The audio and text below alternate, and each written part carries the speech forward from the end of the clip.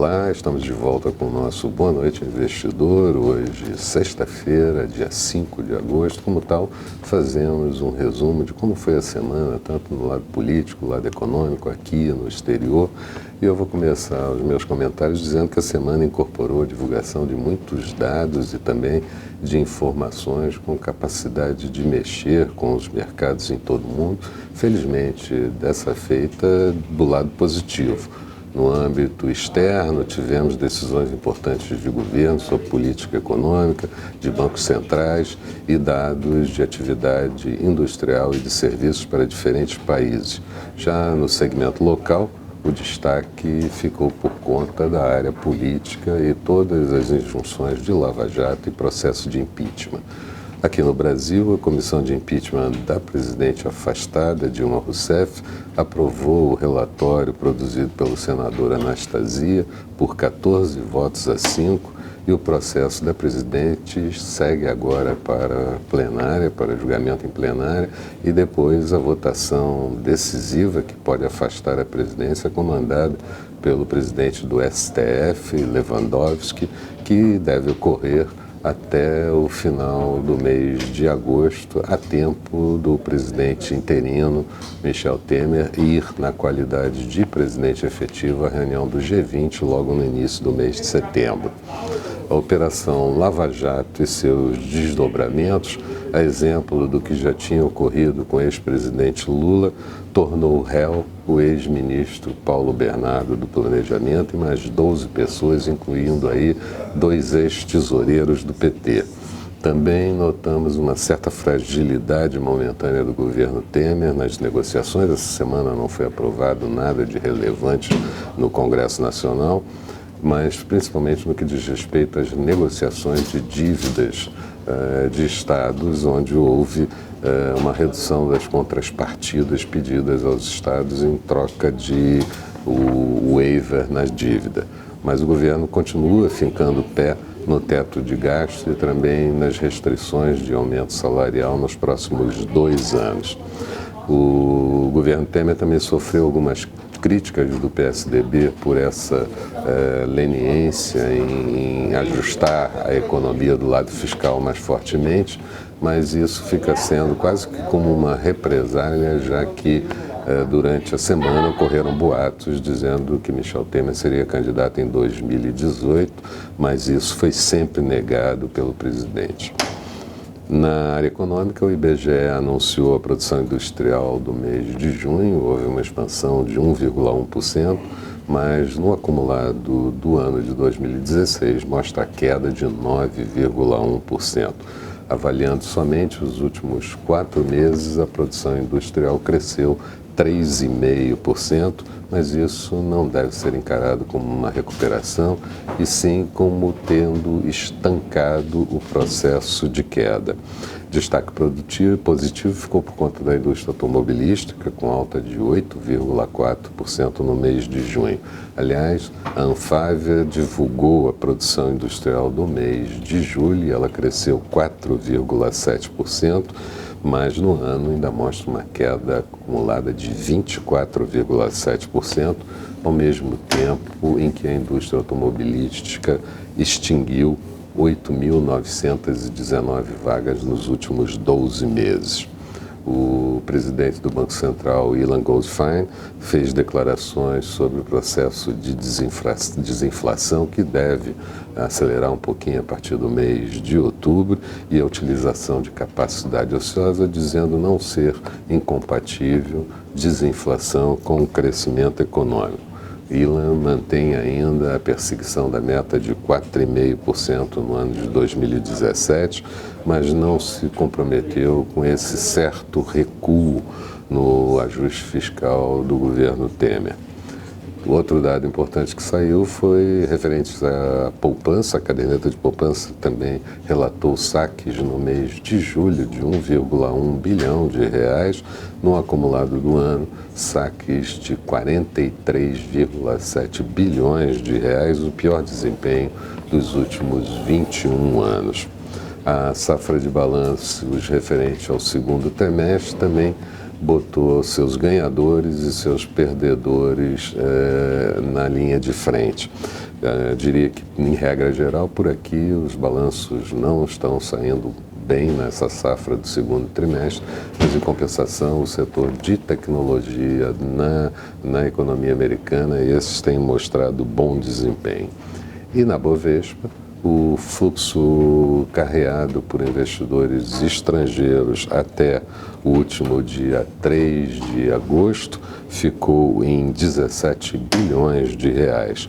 A semana também foi uma semana de queda do dólar e no mercado local e também influenciando taxas de juros e influenciada essa taxa de câmbio também pelos desequilíbrios no exterior que nós vamos ver em seguida. No segmento internacional, a semana começou com o Japão anunciando um programa de estímulo fiscal para acelerar a economia e a taxa de inflação. Shinzo Abe, primeiro-ministro, divulgou um plano envolvendo recursos da ordem de 274 bilhões em gastos fiscais diretos, empréstimos para acelerar a área de infraestrutura e até repasses individuais de $150 para as classes de mais baixa renda, abrangendo cerca de 22 milhões de pessoas. O pacote foi entendido como um pacote tímido, mas o BOJ, Banco Central japonês, pode acelerar medidas na área de política monetária na próxima reunião. Tivemos ainda alguns bancos centrais atuando sob taxa de juros. A Austrália reduziu a taxa de juros em 0,25% para 1,5%, situação que ainda pode ser reforçada nas próximas reuniões.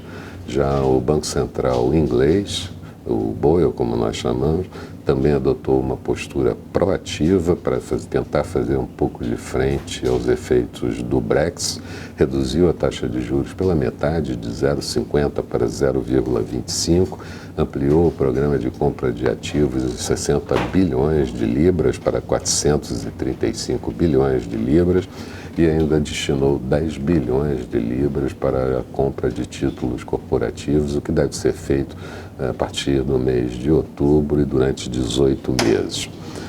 O Banco Central inglês indicou que não é possível compensar totalmente os efeitos do Brexit e reduziu a sua projeção de crescimento do PIB do ano de 2017 de 2,3% para 0,8% somente e de 2018 dos mesmos 2,3% para 1,8%. A interferência do BOE na política monetária acabou trazendo consequência aos mercados na sessão do dia 4/8, consequências essas positivas, acelerando as altas das bolsas, derrubando a Libra, mexendo com o câmbio internacional e ainda de quebra mexendo na taxa de juros.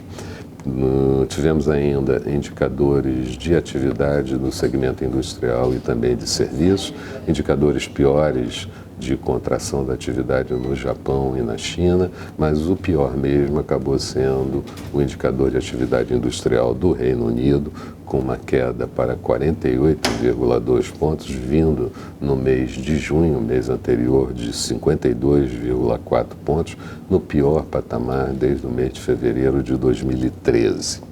Nos Estados Unidos, o dado mais importante da semana foi mesmo a divulgação do payroll referente ao mês de julho, a criação de vagas no setor público e no setor privado, veio acima do esperado. O esperado eram 180 mil vagas, foram criadas 255 mil vagas. A taxa de desemprego ficou em 4,9%, tem oscilado nos últimos meses ao redor dos 5%, e na nossa visão, essa melhora no payroll e no desemprego não trazem nenhuma grande mudança com relação às expectativas de aumento da taxa de juros. Continuamos a acreditar em apenas mais uma elevação de taxa de juros, mais para o final do ano, início do próximo ano, e assim mesmo de forma muito gradual.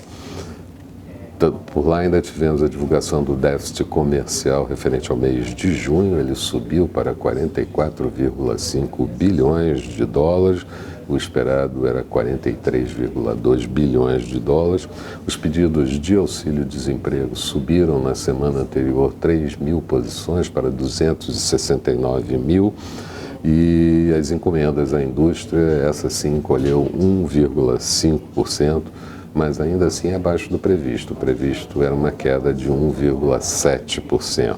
Tivemos ainda por lá o crescimento da renda pessoal de 0,2% no mês de junho, os gastos com consumo subindo 0,4% e ainda tivemos o deflator PCE de preço de gastos com consumo, que subiu 0,1% no mês e acumula em 12 meses uma taxa anualizada 0,9%.